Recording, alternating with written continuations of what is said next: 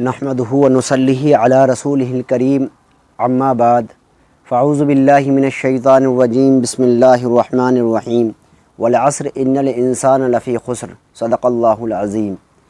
मोहतरम अज़ीज़ साथियों, अल्लाह तबारक व तआला का बहुत बड़ा एहसान और करम है कि अल्लाह ताला ने जो है इस मुबारक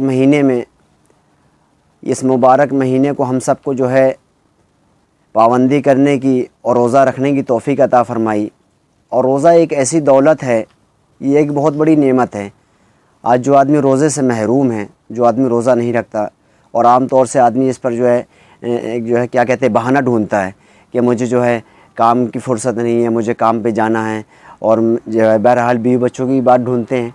तो अल्लाह तबारक व तआला ने जो है, हमेशा याद रखो, रोज़े की जो है यानी जो चीज़ फ़र्ज़ है, नमाज रोज़ा ये फ़र्ज़ है, ज़कात फ़र्ज़ है, हज करना फ़र्ज़ है, ये जो है 4 अरकान हुए।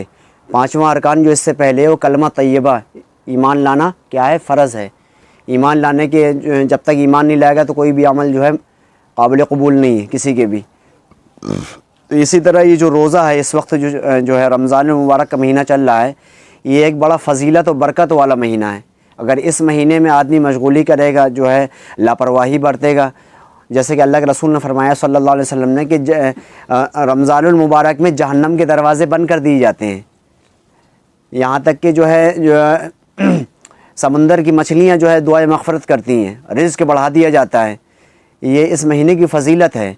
और अल्लाह तबारक व तआला को रोज़ेदार की मुँह की जो है खुशबू पसंद है। तो भाई इसमें जो हज़रात रोज़े नहीं रखना है वो रोज़े रखें। और रोज़े ये आम तौर से आदमी कहता है कि मैं, जैसे कि मैंने अभी पहले कहा कि रोज़े नहीं रख सकते कि मुझे काम है।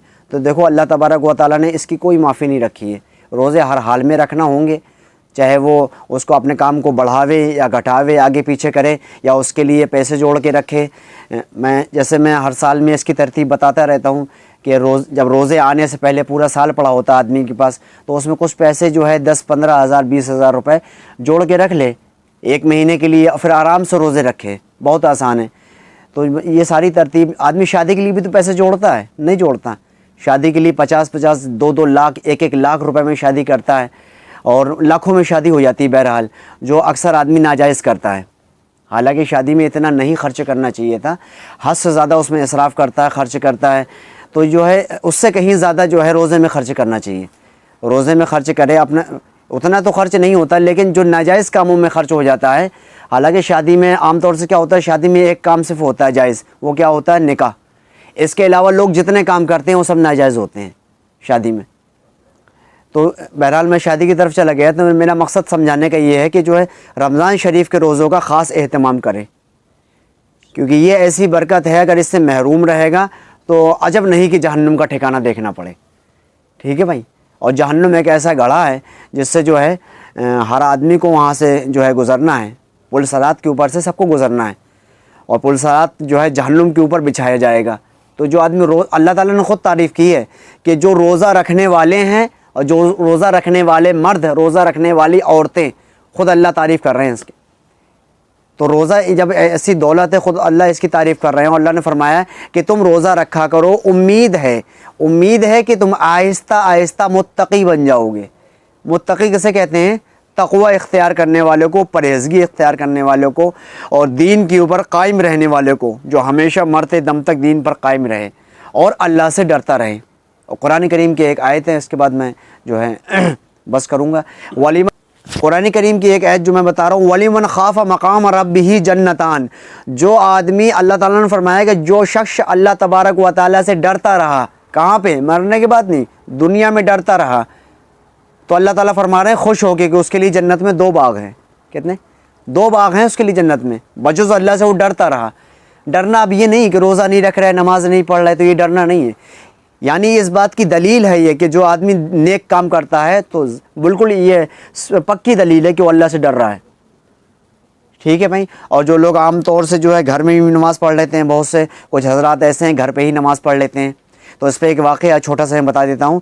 हज़रत अब्दुल्लाह इब्न मक्तूम रज़ी अल्लाह ताला अन्हु मदनी करीम सल्लल्लाहु अलैहि वसल्लम के नाबीना सहाबी हैं। नाबीना कहते हैं जिनको आंखों से नहीं दिखता। हुजूर सल्लल्लाहु अलैहि वसल्लम की खिदमत आलिया में पेश हुए और कहने लगे या रसूलुल्लाह सल्लल्लाहु अलैहि वसल्लम, मुझे आंखों से दिखता नहीं है, नाबीना हूँ मैं, आप मुझे इजाज़त दे दें तो मैं घर पे नमाज़ पढ़ लिया करूँ। तो हुजूर सल्लल्लाहु अलैहि वसल्लम ने ये समझ के कि जो है कोई बात नहीं, नाबीना है, परेशान होता आने में, तो घर पे नमाज़ पढ़ लिया करो, इजाज़त दे दी। कुछ दूर ही गए थे, जिब्रील अमीन आसमान से तशरीफ़ ले आए और कहने लगे कि आपने जिनको घर पे इजाज़त दी है नमाज़ पढ़ने की, अल्लाह ताला फरमाते हैं इन्हीं लोगों की वजह से अल्लाह ताला दूसरों की नमाज़ कबूल फरमाते हैं। बस इतनी बात सुनना थी कि हुजूर सल्लल्लाहु अलैहि वसल्लम ने फ़ौरन जो है सहाबी को बुलाया और पूछा कि अब्दुल्ला अजान सुनते हो? कहने लगा हाँ सुनता हूँ। कहते फिर तो मस्जिद में आना ही पड़ेगा। अब देख लो, नाबीना सहाबी है और हुजूर फरमाना है कि मस्जिद में ही आना पड़ेगा। और फिर हदीस भी अल्लाह के नबी की, जो लोग बेवजह घर पे नमाज़ पढ़ लेते हैं बगैर उज़ुर या परेशानी के, आपने फरमाया सल्लल्लाहु अलैहि वसल्लम ने कि उनकी नमाज नहीं होती। आप घर पे नमाज़ पढ़ लो, तो घर पे जब नमाज ही नहीं हो रही तो क्या फ़ायदा घर पे पढ़ लेते? मस्जिद किस लिए? तो मस्जिद में ताला मार देते हैं हम सारे। जब मस्जिद इसीलिए है कि घर मस्जिद को आबाद करें, मस्जिद में नमाज़ पढ़ें, घर पे नमाज़ पढ़ने से परहेज़ करें। कुछ वजह से घर पे नमाज़ पढ़ी जाती है, जैसे कीचड़ बहुत ज़्यादा है, दुश्मन का ख़तरा है, ये दो चार वजह ऐसी होती हैं जिसमें घर पे नमाज़ पढ़ लेते हैं। लेकिन घर पे नमाज़ पढ़ना कतई जो है एकदम मना है, और जो है बल्कि यूँ कहा जाएगा कि जायज़ नहीं बगैर वजह।